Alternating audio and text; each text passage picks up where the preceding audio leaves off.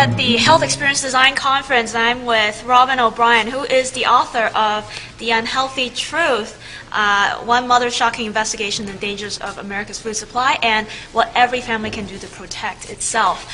She is also the founder of Allergic Kids Foundation. As we all know, the current food supply system is unsustainable here in America. We can't keep eating like this for our own health and for the system itself as well. So tell us how you started on this journey and what have you found out?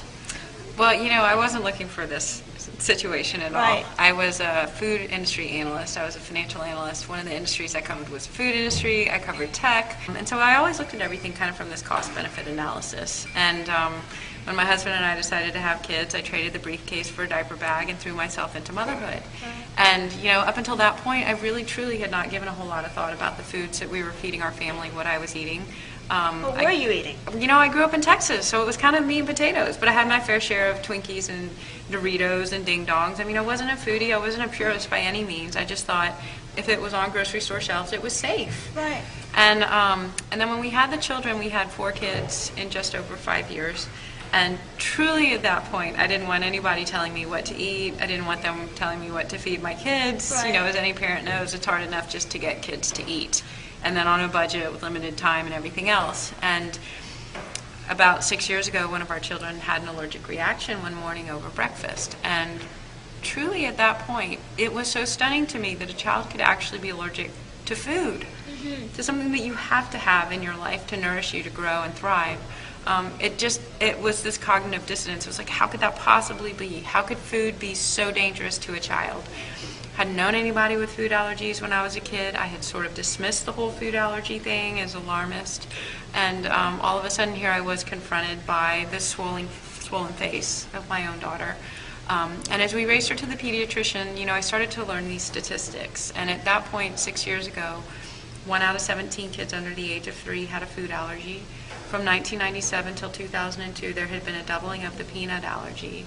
And then I later went on to learn that according to the CDC, there had been a 265% increase in the rates of hospitalizations related to food allergies. So that's doctors checking people into the ER.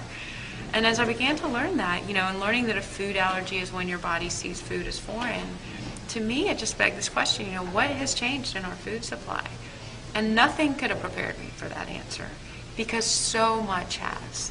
And as we've learned over the last couple of weeks with this whole pink slime issue, the United States Department of Agriculture, there were a couple of microbiologists inside who happened to be dads, and they were reviewing this ingredient, this filler used in our ground beef that's known as lean beef trimmings, and they were basically saying this is not fit for human consumption.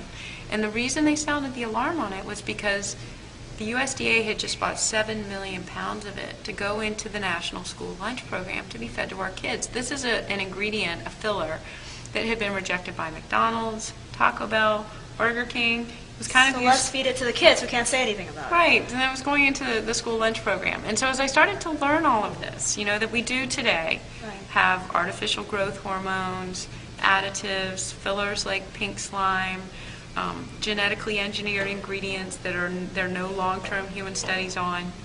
We've really hopped our food supply up on a whole bunch of ingredients. And as a business model, it makes sense. It drives profitability for the food industry. What's it doing to the health of our country?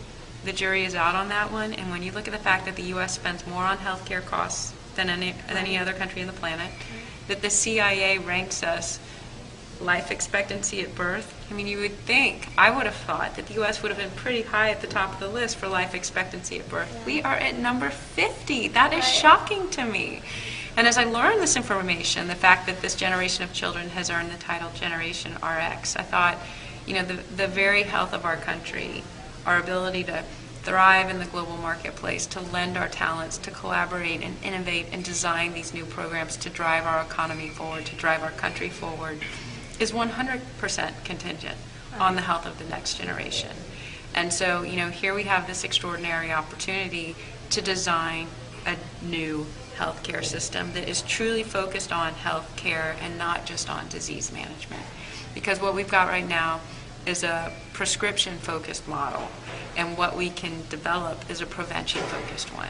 And I think that is true healthcare. How do you prevent, how do we conserve our health? Right. And that opportunity in front of us is extraordinary. The system of producing food is broken, right? We have GMO products. We have a lot of chemicals going into our food production.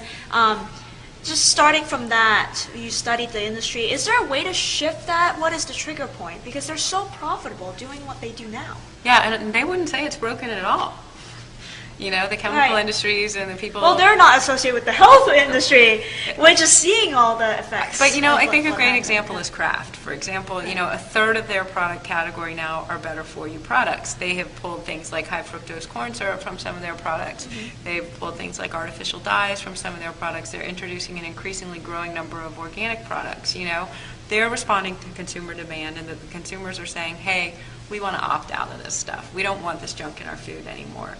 I think in part that is a very self-interested drive because they've got these healthcare costs that they're seeing in their own companies. And so Kraft, who knows how many thousands of employees they have, they're bearing those healthcare costs. You know, the rates of diabetes, obesity, all of these conditions, autism, allergies, it's impacting all of us. It doesn't matter where you are socioeconomically. Right. It doesn't matter where you are politically, on what side of the aisle. It is impacting absolutely all of us. What I found is that diet is like religion. It is not one size fits all. Right. And so you have to give people permission to do what they can, where they are, with what they have.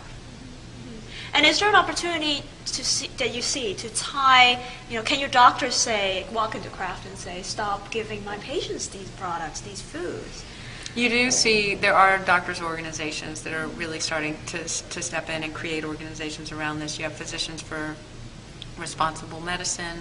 You have organizations like the National Academy of Science was one of the first to say genetically engineered foods may present a risk when it comes to allergies. So you do have these organizations that are really courageously stepping forward. It's great to have this conversation here with you, Robyn. Everyday people can also, you know, make their own choices. Obviously, they don't have to wait for doctors to take the stand. And you talk all about that in your book. So I'd like to point you to Robyn's book, The Unhealthy Truth. And thank you so much for spending time with us today. Thanks for the great work.